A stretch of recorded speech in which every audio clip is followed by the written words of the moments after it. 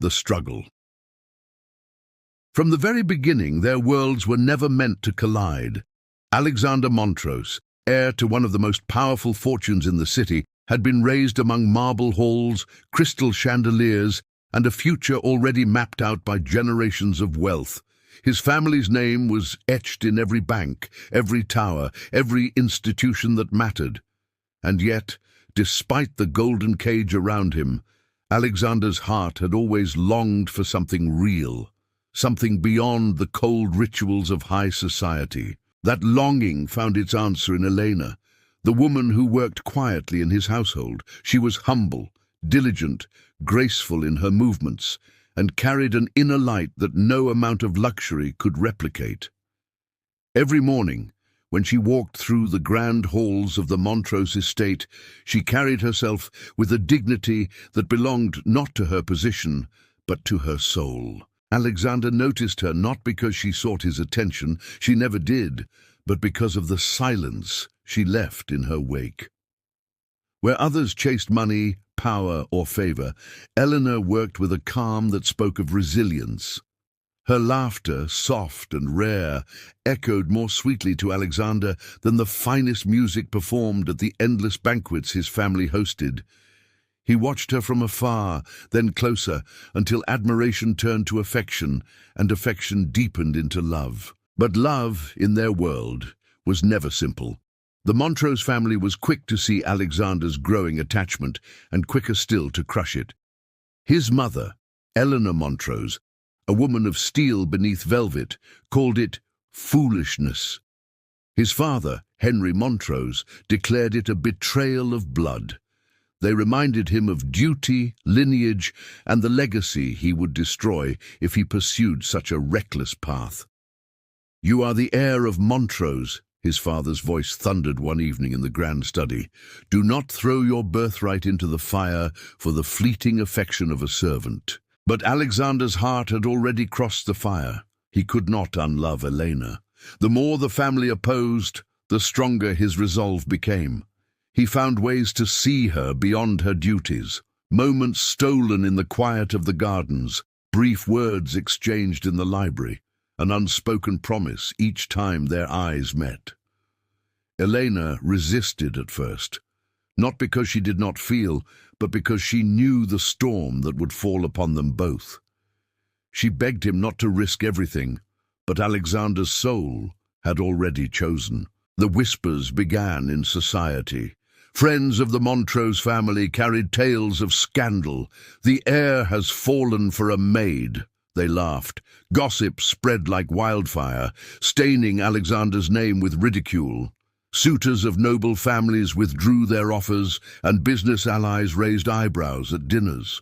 The Montrose empire trembled, not from financial ruin, but from dishonor in the eyes of their world.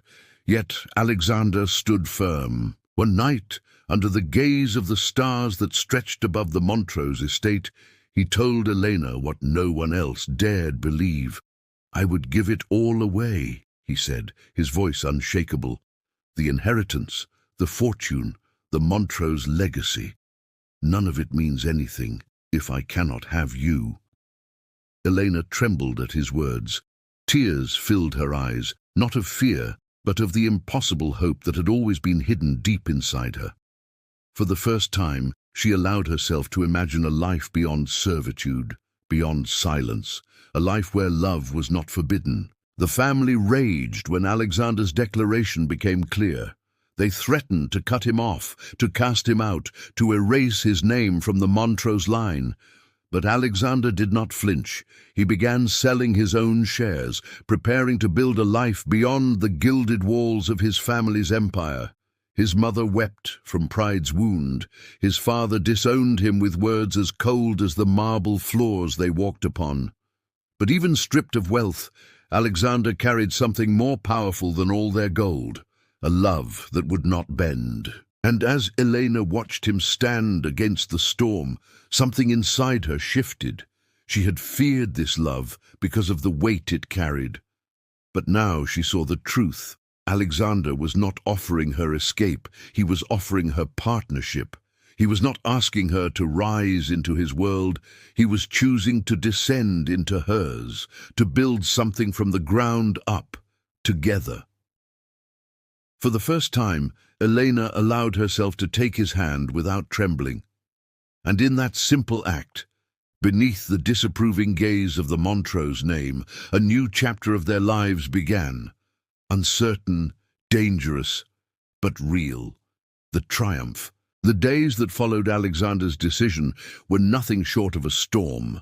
The Montrose estate, once filled with laughter of visiting dignitaries and wealthy allies, grew colder as doors closed and voices whispered.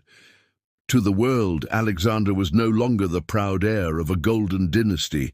He had become a man who had betrayed his name for love. But Alexander did not falter. With every sneer, every newspaper headline that mocked his folly, he held tighter to Elena's hand.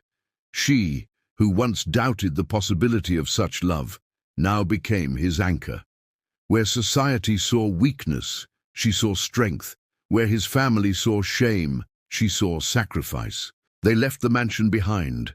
The towering halls, the glittering chandeliers, the endless corridors of portraits staring down at them in silent judgment. All were exchanged for a modest home at the edge of the city. For Alexander, it was not loss, but liberation. For Elena, it was the first time she entered a house not as a servant, but as its heart. At first, the adjustment was brutal. Alexander had never needed to cook a meal, mend a garment, or earn his own living. But Elena, with patience and grace, guided him. She showed him how to light the small stove, how to sweep a floor, how to repair what was broken.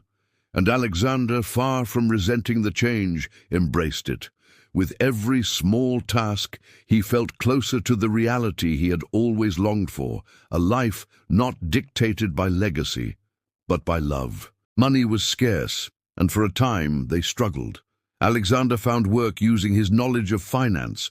Though no longer backed by the Montrose name, he had to prove himself from the ground up. There were days when doors slammed in his face, when employers scoffed at his fall from grace, when his own name was used as a punchline. But Elena never let him sink.